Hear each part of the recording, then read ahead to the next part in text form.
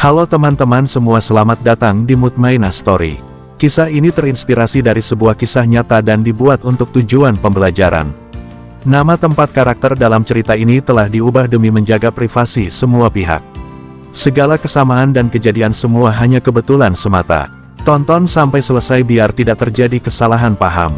Sebelum cerita ini dimulai, saya sarankan untuk menuliskan sholawat yang kita tunjukkan kepada Nabi Muhammad agar kelak sholawat ini menjadi saksi kita untuk mendapatkan syafaat di akhirat nanti. Dan jangan lupa untuk like, subscribe ke channel ini. Dukungan Anda semua sangat membantu menyebarkan dakwah Islam dan semoga menjadi amal jariah untuk kita semua. Baiklah, tak usah berlama-lama, kita langsung saja mulai pembahasannya. Hujan gerimis membasahi atap rumah kayu sederhana milik keluarga Santoso di sebuah desa kecil di Lampung. Dedik duduk termenung di teras rumah, memandangi sawah yang terbentang luas di depan matanya. Sudah bertahun-tahun keluarganya hidup dalam keterbatasan, mengandalkan hasil panen yang tak seberapa. Ayahnya, Pak Santoso, sudah tak sekuat dulu, dan ibunya hanya bisa membantu sebisanya dengan berjualan kue di pasar. Sementara itu, adiknya, Sari, masih duduk di bangku sekolah, bermimpi menjadi seorang dokter, meski Dedik tahu impian itu nyaris mustahil jika mereka terus hidup dalam kemiskinan. "Apa kau benar-benar ingin pergi, Dik?" Suara berat ayahnya memecah keheningan. Dedik menoleh, menatap wajah tua yang kini mulai dipenuhi keriput. Ia tahu keputusannya untuk merantau ke Malaysia bukanlah hal yang mudah diterima oleh keluarganya. Namun, ia juga sadar, jika ia tetap tinggal di desa, hidup mereka akan terus berkutat dalam kemiskinan tanpa ada harapan untuk berubah. Dedik menggenggam erat tiket kapal yang baru saja ia beli dengan hasil jerih payahnya bekerja sebagai buruh tani. "Ayah, Ibu, aku harus pergi. Aku ingin mencari kehidupan yang lebih baik. Aku tidak ingin melihat kita terus seperti ini. Aku ingin membantu Sari agar bisa sekolah setinggi mungkin. Percayalah, aku akan pulang dengan membawa kebanggaan," ucapnya dengan suara bergetar. Ibunya, Bu Siti, tidak bisa menahan tangisnya. "Nak, di negeri orang tidak semudah yang kau bayangkan. Banyak cerita tentang anak-anak desa kita yang tertipu, diperlakukan tidak adil, bahkan ada yang pulang tinggal nama," ucapnya dengan suara serak. Ketakutan yang selama ini ia pendam akhirnya pecah menjadi isakan. Dedik merasakan hatinya seperti diremas, tapi ia tak boleh mundur. Malam itu, ia berbaring di kamarnya, menatap langit-langit yang dipenuhi retakan. Udara terasa lebih dingin dari biasanya. Ia memikirkan berbagai kemungkinan yang akan ia hadapi di negeri orang. Akankah ia bisa bertahan? Akankah ia benar-benar bisa sukses? Bayangan tentang kehidupan yang lebih baik dan ketakutan akan kegagalan bertarung dalam pikirannya. Tapi satu hal yang ia yakini, ia tidak boleh menyerah sebelum mencoba. Keesokan paginya, saat matahari belum menampakkan sinarnya, Dedik sudah bersiap dengan ransel tua yang hanya berisi beberapa helai pakaian dan sedikit bekal dari ibunya. Di depan rumah, tetangganya berkumpul, ikut mengantarnya dengan doa dan harapan. Sari berlari memeluknya erat. "Abang janji ya, jangan lupakan Sari. Jangan lupakan keluarga," ucapnya sambil menangis. Dedik mengelus kepala adiknya, mencoba menahan air mata yang mulai menggenang di pelupuk matanya. Di pelabuhan, ia berdiri di tepi kapal, menatap kampung halamannya yang perlahan menjauh. Hatinya berat, tapi ia tidak boleh goyah. Angin laut berhembus kencang, seakan menyambutnya ke perjalanan baru yang penuh ketidakpastian. Di sanalah, di negeri seberang, nasibnya akan ditentukan, entah ia akan menjadi pahlawan bagi keluarganya, atau justru pulang dengan tangan hampa. Dengan satu tarikan napas panjang, Dedik menggenggam erat doa ibunya dalam hatinya. Kini, perjalanan baru dimulai. Dan ia bersumpah, bagaimanapun sulitnya jalan yang akan ia tempuh, ia tidak akan menyerah. Dedik berdiri di antrian panjang di Pelabuhan Klang, Malaysia, bersama puluhan pekerja migran lainnya. Wajah-wajah lelah dan penuh harapan memenuhi terminal imigrasi, semuanya membawa mimpi yang ingin diwujudkan. Ia mengeratkan genggamannya pada tas ransel tuanya, satu-satunya benda berharga yang ia bawa dari kampung halaman. Saat petugas imigrasi menatapnya dengan tajam, jantungnya berdegup kencang. Meski sudah memiliki dokumen lengkap, ia tetap merasa cemas. Satu kesalahan kecil saja bisa membuatnya dipulangkan. Setelah melalui pemeriksaan yang menegangkan, Dedik akhirnya berhasil melewati gerbang imigrasi.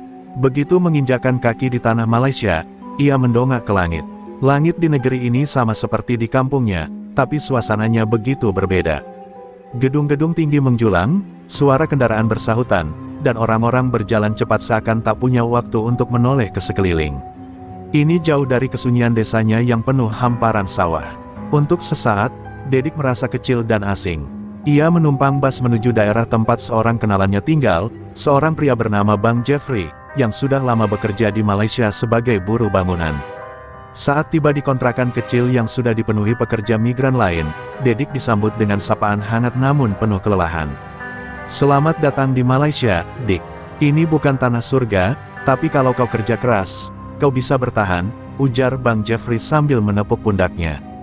Dedik tersenyum kecut, menyadari bahwa perjuangannya baru saja dimulai. Malam itu, Dedik tidur di lantai beralas tikar bersama pekerja lain dalam kamar sempit yang pengap. Udara panas dan suara dengkuran dari berbagai penjuru membuatnya sulit tidur. Ia menatap langit-langit kontrakan yang penuh noda hitam, jauh berbeda dari kamarnya di kampung, meski sama-sama sederhana. Perutnya keroncongan, tapi ia tak berani menghabiskan bekal yang dibawa ibunya. Ia harus berhemat. Keesokan paginya, Dedik ikut bersama Bang Jeffrey ke tempat kerja untuk mencari pekerjaan. Dengan harapan besar, ia berdiri di depan restoran tempat lowongan tersedia. Tapi harapannya runtuh seketika saat pemilik restoran hanya meliriknya sekilas sebelum berkata dingin, "Maaf, kami tak butuh pekerja baru." Dedik hanya bisa menunduk dan menelan rasa kecewa. Namun, ia tak boleh menyerah. Ia terus berjalan ke tempat lain, mengetuk setiap pintu yang memungkinkan, hanya untuk mendengar jawaban yang sama, "Maaf, tidak ada lowongan." Saat senja mulai tiba, Dedik kembali ke kontrakan dengan langkah gontai. Kakinya pegal, dan hatinya lebih sakit lagi. Rasa ragu mulai menghantuinya. Apakah keputusannya untuk merantau adalah kesalahan? Apakah ia harus pulang dan mengakui kekalahan? Namun, bayangan wajah ayah, ibu, dan Sari menguatkan tekadnya. Ia tak boleh pulang dengan tangan hampa. Hari-hari berikutnya menjadi perjuangan tanpa henti. Dedik tetap berkeliling mencari pekerjaan, menghadapi tatapan sinis dan kata-kata dingin dari orang-orang yang menganggapnya tak berharga. Hingga suatu malam, saat ia hampir menyerah, telepon dari Bang Jeffrey mengubah segalanya. "Dik, ada lowongan di restoran.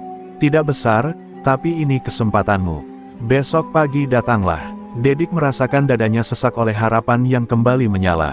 Ini mungkin bukan pekerjaan impiannya, tapi ini adalah langkah pertama menuju masa depan yang lebih baik. Dengan hati yang penuh harap, Dedik berjanji pada dirinya sendiri. Apapun yang terjadi, ia akan bekerja sekuat tenaga. Ia tidak datang ke Malaysia untuk pulang dengan kegagalan. Ia datang untuk menang. Pagi itu, Dedik bangun lebih awal dari biasanya. Matanya masih sembab karena kurang tidur, tapi semangatnya membara.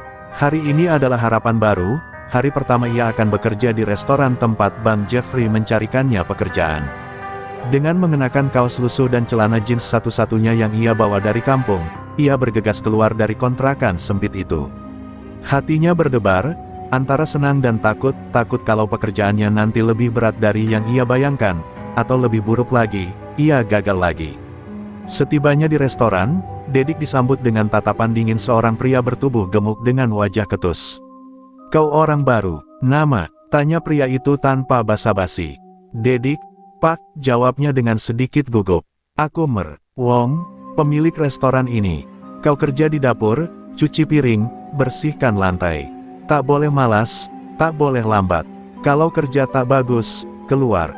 Dedik hanya mengangguk, tak punya pilihan selain menerima. Hari pertama bekerja adalah neraka. Restoran itu ramai sejak pagi, dan Dedik harus berdiri berjam-jam mencuci piring tanpa henti. Tumpukan piring kotor seakan tidak pernah habis, dan tangan Dedik mulai lecet karena air sabun yang terus-menerus mengikis kulitnya. Keringat bercucuran di dahinya, tapi ia tak berani berhenti, takut dimarahi oleh Mer Wong. Tengah hari, Dedik akhirnya bisa duduk sejenak di belakang dapur. Ia merogoh saku dan mengeluarkan sebungkus nasi yang ia bawa dari rumah kontrakan, tapi sebelum sempat menyuapnya, suara bentakan menggelegar dari dalam. "Hei, kau, jangan duduk lama-lama, ini restoran, bukan rumahmu," teriak seorang koki senior. Dedik tersentak dan buru-buru berdiri. Perutnya masih lapar, tapi ia tahu, ia tak boleh membantah. Malam tiba, dan Dedik hampir tidak bisa merasakan kakinya lagi. Punggungnya terasa seperti ditusuk-tusuk jarum, dan tangannya terasa seperti bukan miliknya. Ia berjalan pulang dengan langkah terseok-seok, sementara jalanan Kuala Lumpur masih dipenuhi orang-orang yang sibuk dengan kehidupannya masing-masing. Ia menatap ke langit malam dan bertanya dalam hati, apakah ini yang harus kulalui untuk sukses? Sampai di kontrakan, ia merebahkan diri di lantai, menatap langit-langit yang penuh noda hitam. Teman-teman sekamarnya sedang bercanda, tapi Dedik hanya diam. Ia terlalu lelah bahkan untuk berbicara. Pikirannya melayang ke kampung halaman, ke rumah kayu sederhana, ke sawah hijau yang kini terasa begitu jauh. Ia ingin menyerah, tapi bayangan wajah Sari muncul di benaknya, mengingatkannya pada janji yang ia buat sebelum pergi.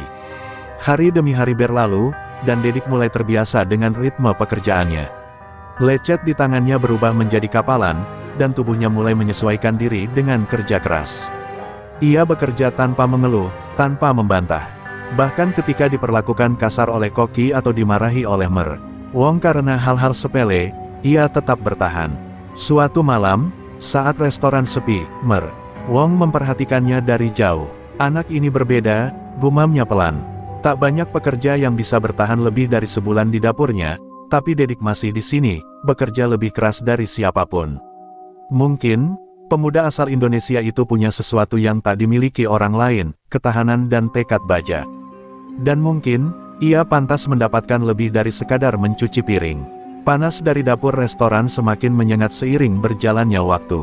Hari demi hari, Dedik tetap bekerja tanpa banyak bicara, meski tubuhnya terasa remuk setiap malam. Namun, meski sudah berusaha sebaik mungkin, ia tetap sering menjadi sasaran kemarahan para pegawai senior. Ada saja alasan mereka untuk memarahinya, piring yang masih sedikit berminyak, lantai yang dianggap kurang bersih, atau sekadar karena mereka sedang dalam suasana hati yang buruk. Dedik hanya bisa menunduk dan menerima. Ia tahu, membantah hanya akan membuatnya kehilangan pekerjaan yang sudah susah payah ia dapatkan. Suatu siang yang sibuk, seorang pelayan berlari ke dapur, panik. "Cepat, meja nomor 5 butuh makanan mereka sekarang," teriaknya. Seorang koki yang sedang memasak menggerutu, tangannya bergerak cepat mengaduk wajan panas. Dedik, yang saat itu sedang mencuci piring, tiba-tiba merasa punggungnya tersambar benda keras. "Dasar lambat, ambil piringnya cepat," bentak koki itu sambil melemparkan kain basah ke arahnya. Mata Dedik memanas, bukan karena kain itu, tapi karena rasa harga dirinya diinjak-injak. Namun, ia menggigit bibirnya, menahan semua emosi yang ingin meledak. Malam itu, setelah restoran tutup, Dedik duduk sendirian di belakang dapur, menatap kedua tangannya yang merah dan kasar akibat air sabun dan panas. Dari dapur, ia mengingat ayahnya di kampung, yang selalu berkata, "Kesabaran adalah kunci, Dik." Orang yang kuat bukan yang paling keras suaranya, tapi yang paling bisa menahan rasa sakit dan tetap berdiri. Kata-kata itu terus terngiang, menjadi satu-satunya hal yang membuatnya bertahan. Namun, cobaan Dedik belum berakhir. Suatu malam, saat ia sedang mengepel lantai dapur, salah satu pelayan restoran sengaja menabraknya hingga ember air yang ia bawa tumpah ke lantai. "Lihat, dasar bodoh. Kau ini cuma pekerja rendahan, tahu diri sedikit." Ejek pria itu diiringi tawa beberapa pegawai lain. Dedik mengepalkan tangan, darahnya mendidih, tapi ia tetap diam. Ia menatap ember yang terguling, lalu tanpa berkata sepatah kata pun, ia mengambil kain pel dan mulai membersihkan lantai kembali. Di sudut dapur, Mer Wong memperhatikan Dedik dalam diam. Ia tahu, anak itu sedang dihina, tapi ia juga melihat sesuatu yang jarang ia temui, kesabaran dan tekad yang luar biasa. Tak banyak orang yang bisa menelan harga diri mereka seperti itu. Ada sesuatu dalam diri Dedik yang berbeda, dan Mer Wong menyadari bahwa ia bukan sekadar pekerja biasa. Keesokan harinya, Dedik datang lebih awal ke restoran, meskipun tubuhnya masih terasa pegal. Ketika ia mulai bekerja, tiba-tiba Mer Wong memanggilnya ke kantor. "Kau sudah lama di sini," kata pria itu dengan nada datar. "Banyak pekerja datang dan pergi, tapi kau tetap bertahan. Aku ingin tahu, kenapa?" Dedik menatap Mer Wong sejenak, lalu menjawab pelan tapi penuh keyakinan, "Saya datang ke sini untuk mengubah hidup saya dan keluarga saya, Pak. Apapun yang terjadi, saya tidak akan menyerah." Untuk pertama kalinya, wajah dingin Mer Wong melunak. Ia tidak langsung menjawab, hanya menatap Dedik dengan pandangan yang sulit ditebak. Setelah beberapa saat, ia mengangguk pelan. Mulai besok, kau belajar jadi asisten koki. Aku ingin tahu apakah kau hanya bisa mencuci piring, atau kau bisa lebih dari itu. Dedik menelan ludah, hampir tak percaya dengan apa yang baru saja ia dengar. Ini bukan sekadar promosi, ini adalah kesempatan. Kesempatan untuk membuktikan bahwa ia bukan hanya seorang buruh rendahan, bahwa ia punya kemampuan untuk melangkah lebih jauh. Malam itu, untuk pertama kalinya sejak ia tiba di Malaysia, ia menangis bukan karena lelah, bukan karena sakit, tapi karena ia tahu, usahanya mulai membuahkan hasil. Pagi itu, Dedik bangun lebih awal dari biasanya. Ada kegelisahan yang bercampur dengan semangat di dadanya. Hari ini adalah hari pertamanya sebagai asisten koki, sebuah langkah besar dari sekadar tukang cuci piring. Ia berdiri di depan cermin kecil di kamar kontrakan, menatap bayangannya sendiri. Ini kesempatanmu, Dick, bisiknya kepada diri sendiri. Jangan sia-siakan. Begitu tiba di restoran, suasana dapur lebih sibuk dari biasanya.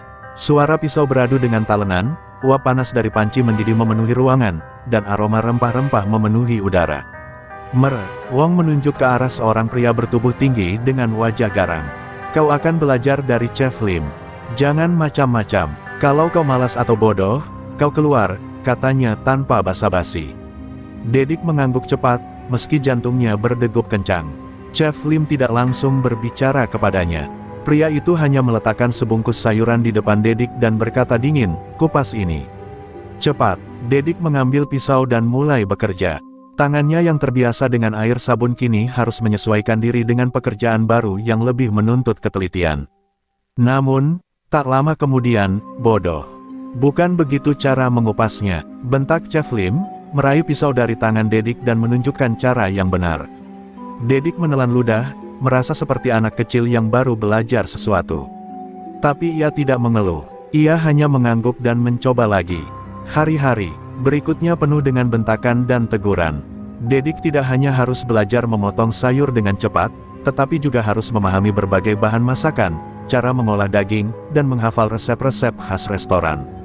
Setiap kali ia melakukan kesalahan, Chef Lim akan memarahinya tanpa ampun. Kau pikir ini gampang? Memasak bukan cuma soal api dan bahan, tapi soal hati dan ketelitian. Ucapnya suatu hari setelah Dedik salah menakar bumbu. Malam-malamnya dihabiskan dengan mempelajari catatan kecil yang ia buat sendiri. Ia mencatat semua yang dipelajarinya di dapur, dari cara memegang pisau dengan benar hingga teknik memasak yang diajarkan Chef Lim. Meskipun tubuhnya lelah, ia tetap membaca di bawah cahaya lampu redup kontrakan. Sementara pekerja lain memilih tidur atau mengobrol, Dedik tenggelam dalam bukunya. Suatu malam, saat restoran sedang penuh pelanggan, seorang pegawai dapur tersandung dan menjatuhkan sepiring pesanan. Semua orang terdiam, menunggu amarah Chef Lim.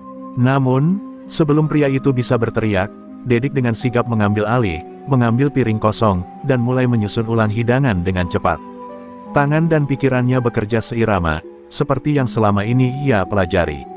Saat ia menyerahkan piring itu ke pelayan, Chef Lim menatapnya dengan tajam, bukan dengan kemarahan, tapi dengan sesuatu yang berbeda. Setelah restoran tutup, Chef Lim mendekatinya. Tidak buruk, katanya singkat. Itu bukan pujian besar, tapi bagi Dedik, itu berarti lebih dari sekadar kata-kata.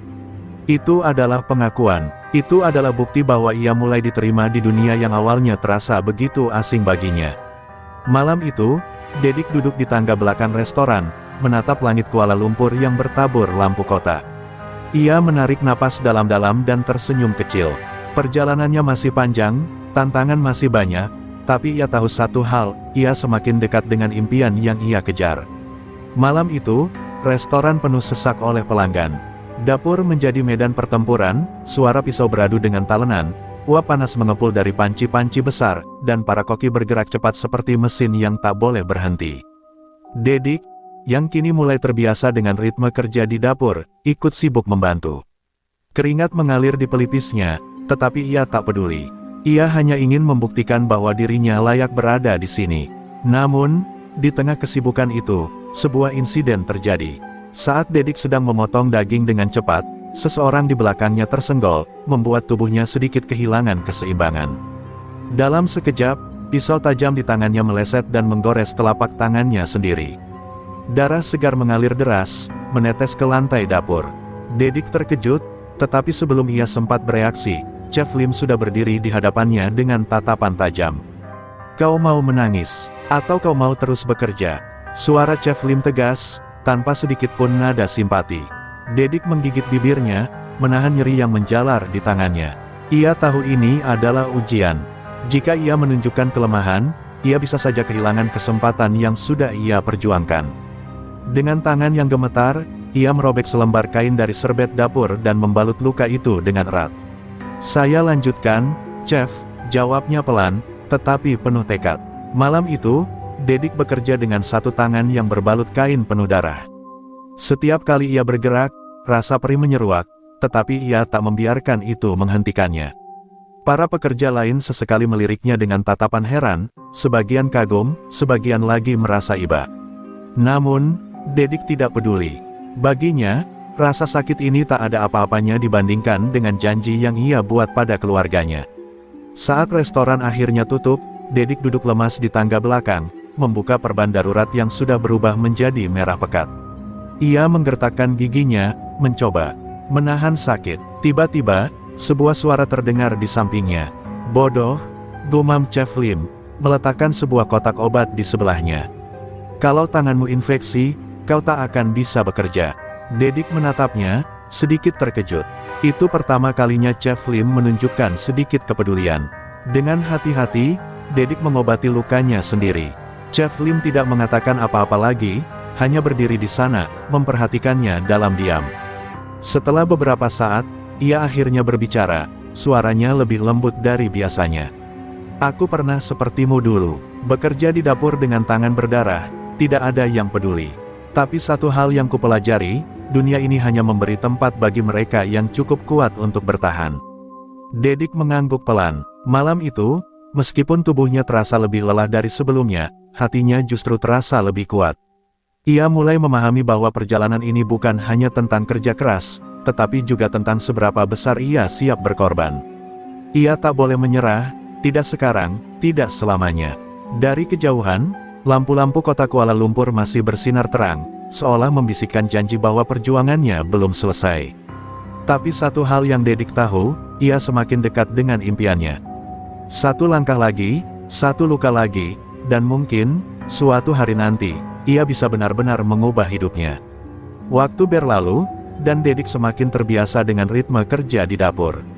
Luka di tangannya telah mengering, meninggalkan bekas yang akan selalu mengingatkannya pada malam penuh perjuangan itu. Namun, bukan hanya tubuhnya yang semakin kuat, kemampuannya juga berkembang pesat. Ia mulai memahami cara menciptakan rasa yang seimbang, cara menangani bahan dengan presisi, dan yang paling penting, cara berpikir seperti seorang koki. Suatu sore, Wong datang ke dapur dengan ekspresi serius. Minggu depan, restoran akan kedatangan tamu penting.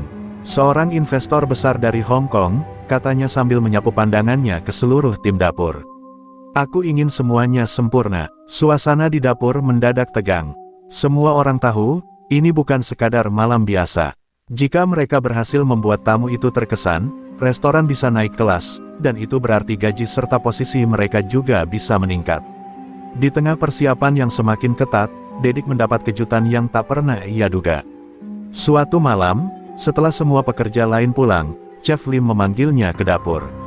"Aku ingin kau yang memasak salah satu hidangan untuk malam itu," katanya tanpa basa-basi. Dedik menatapnya, tak percaya dengan apa yang baru saja ia dengar. "Tapi, saya hanya asisten koki, Chef," ucapnya ragu. Chef Lim menatapnya tajam. "Kau pikir aku memilih orang sembarangan?" Ia kemudian menyilangkan tangan di dada. "Kau sudah bekerja lebih keras dari siapapun di dapur ini. Tapi ingat, ini bukan sekadar ujian kemampuan. Ini ujian kepercayaan. Jika kau gagal, kau tak hanya mempermalukan dirimu sendiri, kau mempermalukan seluruh dapur ini." Kata-katanya menusuk Dedik lebih dalam dari pisau dapur yang paling tajam sekalipun. Malam-malam berikutnya, Dedik hampir tak tidur.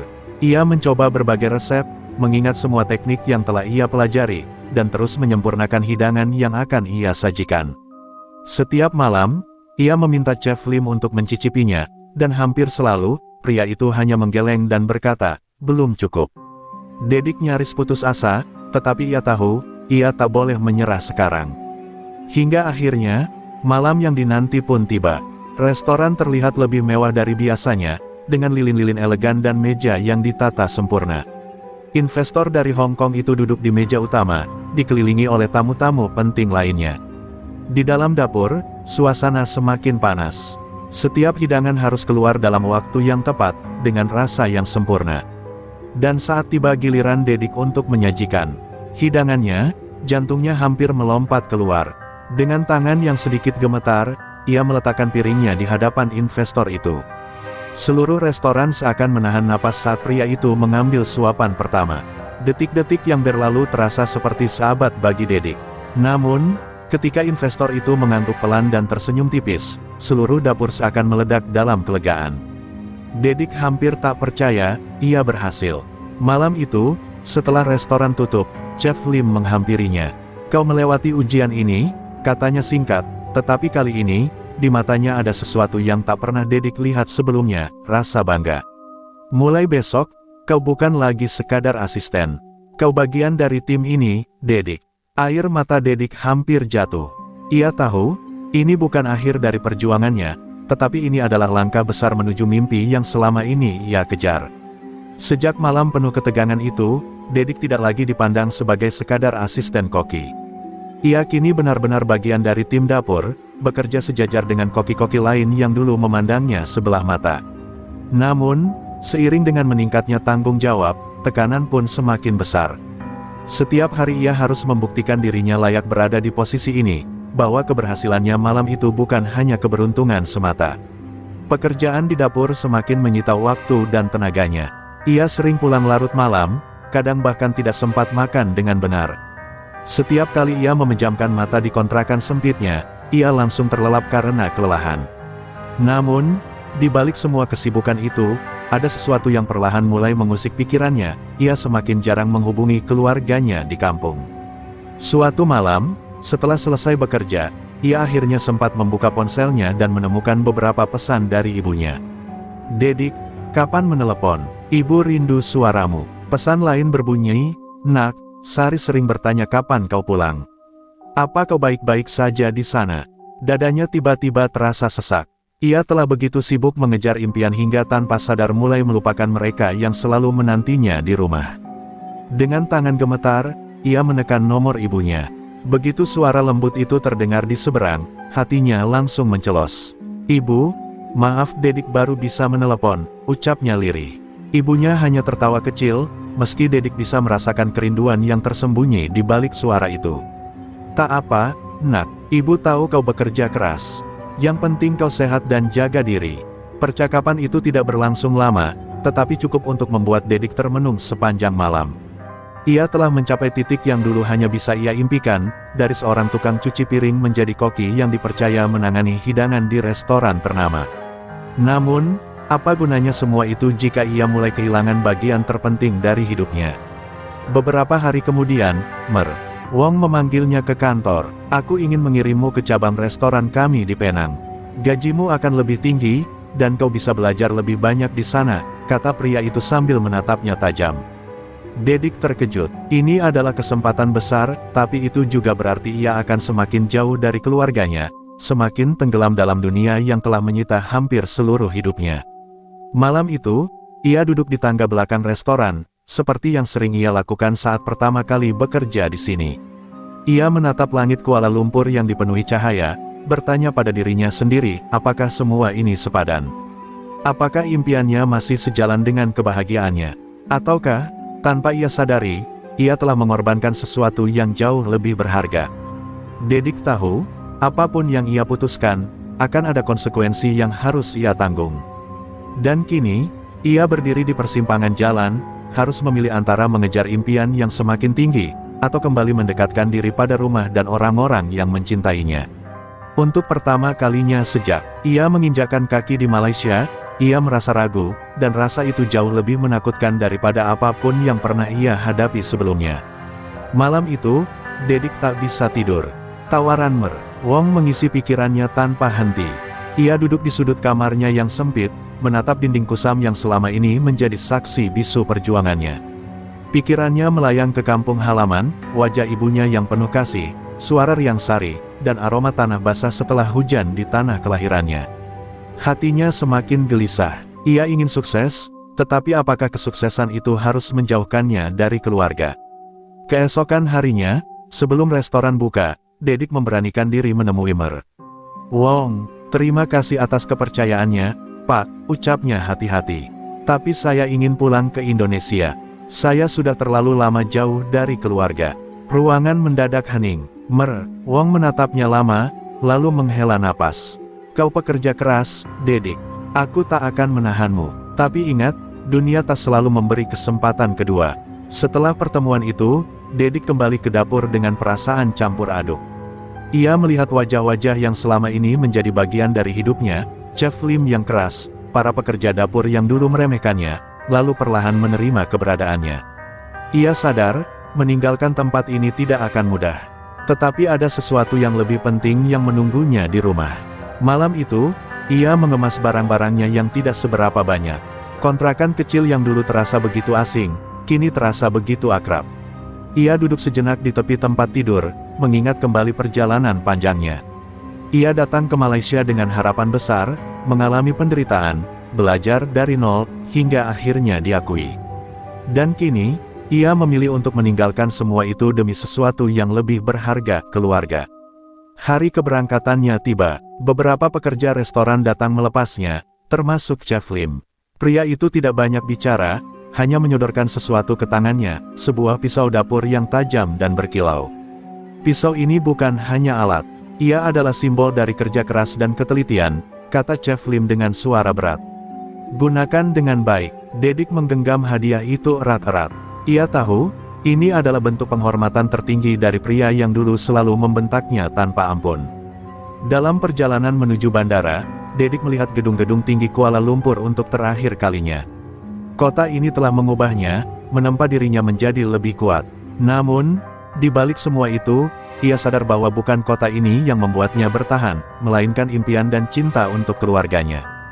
Dan kini, ia membawa semua pelajaran itu pulang. Setibanya di Lampung, Dedik disambut dengan pelukan erat dari ibunya dan Sari yang hampir menangis kegirangan. Rumah kecilnya masih sama, tetapi kini ia melihatnya dengan cara berbeda. Di dalam kesederhanaan ini, ada kebahagiaan yang tak bisa dibeli dengan uang. Ia menghela napas lega, merasa seperti seorang petualang yang akhirnya kembali ke tempat di mana hatinya benar-benar berada.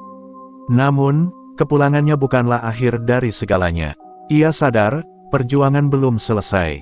Ia masih harus menemukan cara untuk membangun sesuatu di kampung halamannya. Dan dengan pisau pemberian Chef Lim di tangannya, ia tahu satu hal pasti, ini bukanlah akhir dari perjalanan, melainkan awal dari babak baru dalam hidupnya. Hari-hari pertama setelah kepulangannya terasa aneh bagi Dedik. Setelah bertahun-tahun bekerja di dapur sibuk dengan tekanan tinggi, kini ia duduk di teras rumah, mendengar suara burung dan angin sepoi-sepoi yang membawa aroma tanah basah. Namun, di balik ketenangan itu, pikirannya terus bekerja. Ia kembali ke kampung bukan untuk berdiam diri, ia harus melakukan sesuatu, harus membuktikan bahwa semua perjuangannya di Malaysia tidak sia-sia. Suatu siang, Dedik berjalan ke pasar tradisional di desanya. Ia melihat deretan warung makan kecil yang menjual makanan khas daerah, tapi tidak ada satupun yang benar-benar menarik perhatian. Makanan yang dijual sederhana, tapi kurang memiliki daya tarik. Seketika, pikirannya mulai berputar. Ia teringat teknik memasak yang ia pelajari di Malaysia, cara mengolah bahan dengan lebih baik, dan pentingnya cita rasa yang kuat. Bagaimana kalau aku membuka restoran sendiri? Gumamnya dalam hati. Namun, mewujudkan ide itu tidak mudah. Ia tidak memiliki banyak uang, hanya tabungan sisa dari pekerjaannya dulu. Ia berbicara dengan ibunya tentang rencananya, dan meskipun awalnya ragu, ibunya akhirnya tersenyum dan berkata, "Jika kau percaya ini adalah jalanmu, ibu akan mendukungmu." Dengan modal seadanya, Dedik mulai membangun warung makan kecil di depan rumahnya. Ia menamainya Dapur Santoso, sebagai pengingat bahwa semua ini adalah hasil dari kerja keras dan pengorbanannya. Hari pertama warungnya buka, ia merasa lebih gugup daripada saat menyajikan hidangan untuk investor di Malaysia. Tapi ketika pelanggan pertama datang dan mencicipi makanannya, ia melihat ekspresi puas di wajah mereka. "Enak sekali, Dick. Rasanya beda dari yang lain," kata seorang pelanggan. Kabar itu cepat menyebar, dan dalam waktu singkat, warung kecilnya mulai ramai dikunjungi orang. Namun, Dedik tidak ingin berhenti sampai di situ. Ia terus bereksperimen, menggabungkan resep tradisional dengan teknik memasak modern yang ia pelajari. Ia memastikan setiap hidangan dibuat dengan standar tinggi, seperti saat ia bekerja di restoran mewah. Perlahan, nama Dapur Santoso semakin dikenal, tidak hanya di kampungnya tetapi juga di kota-kota sekitar. Tahun berlalu, dan usaha Dedik berkembang pesat. Ia tidak lagi hanya memiliki satu warung kecil, tetapi sudah membuka beberapa cabang di berbagai tempat. Ia mempekerjakan orang-orang dari kampungnya, memberi mereka pelatihan seperti yang dulu ia dapatkan dari Chef Lim. Kini, ia bukan hanya seorang koki, tetapi juga seorang pemimpin yang membangun kesempatan bagi orang lain. Suatu hari, ia berdiri di depan rumahnya, menatap halaman di mana sebuah mobil Pajero Sport terparkir. Mobil impian yang dulu hanya bisa ia bayangkan saat bekerja keras di dapur Malaysia, kini menjadi kenyataan.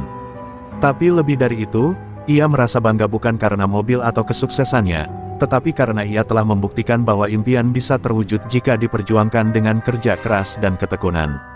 Saat malam tiba, Dedik duduk di teras bersama ibunya dan Sari, menikmati secangkir teh hangat.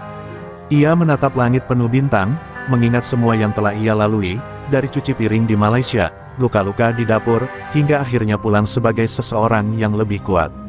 Ia tersenyum, menyadari bahwa perjalanannya belum berakhir. Masih banyak impian yang harus ia kejar, tapi kini ia tahu satu hal pasti, apapun yang terjadi, ia tak akan pernah melupakan akar dan keluarga yang selalu menjadi alasan di balik semua perjuangannya.